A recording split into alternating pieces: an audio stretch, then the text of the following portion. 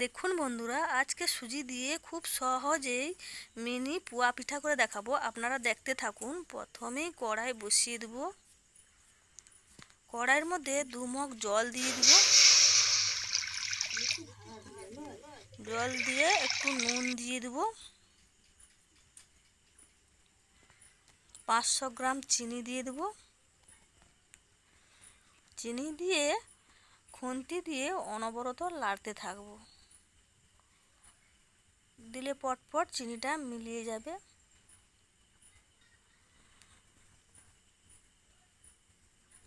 চিনি মিলিয়ে গেছে, এবার সুজি দিয়ে দেব।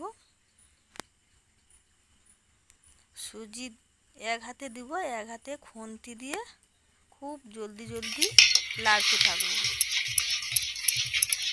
নাহলে বসে যাবে সুজিটা। গ্যাসটা একটু হালকা মাঝারি থাকবে।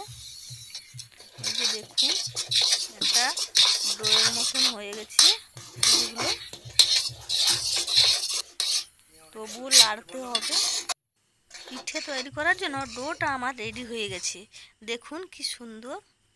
এই যে এবার ঢেলে দেবো। প্লেট একটা নিয়েছি, প্লেটের মধ্যে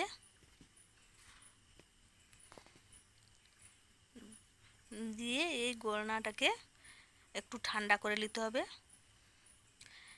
ঠান্ডা হয়ে গেছে, একটু হাতের মধ্যে সরষের তেল এবং সেই আঁঠলটার মধ্যে তেল একটু মাখিয়ে ভালো করে দেবে নেব। দেবে আটার চেয়ে একটু বড় সাইজের মুচি কেটে নেব।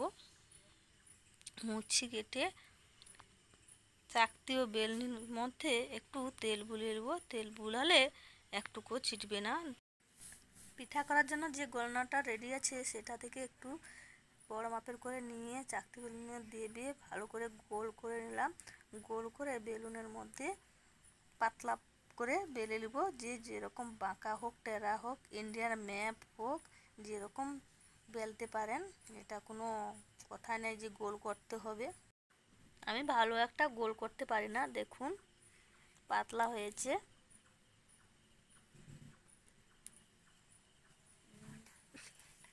মোটামুটি একটা গোল করে নিতে হবে। দেখে শুনে নিজেদের মধ্যে দেখতে হবে যে হ্যাঁ হয়ে গেছে। দেখুন কি সুন্দর। তারপরে একটা বোতলের ক্যাপ নিয়েছি। দেখুন ক্যাপটা বসিয়ে মাপে যে যেরকম পারবেন মাপ করে করে কেটে নেবেন। এতেই গোল হয়ে যাবে, দেখতেও সুন্দর লাগবে। সবগুলোকে একইভাবে এরকম বেলে কেটে নিতে হবে। গোল অংশগুলো একদিকে রেখে দেবো, আর বাদ বাকিগুলো এক জায়গায় জড়ো করে আবার দেবে বেলে নেবো। দিয়ে এইভাবে কেটে সবগুলোকে রেডি করে নিতে হবে। দেখুন এই পিঠাটা কত সহজে বানানো যায় ও খেতেও সুস্বাদু লাগবে। আপনারা বাড়িতে বানান, একবার হয়নি ট্রাই করুন। বাড়ির বাচ্চা ও বুড়ো সবাই খেতে চাইবে। এইভাবে আমার বানানো হয়ে গেছে। এবার কড়াই বসিয়ে দিয়েছি। কড়াই গরম হয়ে গেছে, তেল দিয়ে দিব। একটু বেশি করে তেল দিতে হবে। তেল গরম হয়ে গেছে, এবার কিছুগুলো ছেড়ে দেবো। বেশি তেল দিয়েছি, নিচে সবগুলো ডুবে আছে। দেখুন একটা একটা করে ভেসে যাবে ও ফুলে যাবে। সুন্দর ফুচকার মতো দেখতে লাগবে, খেতে কিন্তু আলাদা লাগবে, সুস্বাদু লাগবে। দেখুন একটা একটা ভাসছে, কি সুন্দর ফুলকো ফুলকো হয়েছে। দেখলেই এক্ষুনি বানাতে ইচ্ছা করবে। এপিঠ ওপিঠ উল্টে পাল্টে একটু লাল কালার চলে এলে নামিয়ে নিতে হবে। দেখুন হালকা লাল কালার চলে এসছে, এবার হয়ে গেছে। নামিয়ে নেব আর একটা ঝুড়িতে। এইভাবে সবগুলো পিঠাকে তৈরি করে নিতে হবে। দেখুন কেমন হয়েছে কমেন্টে জানান।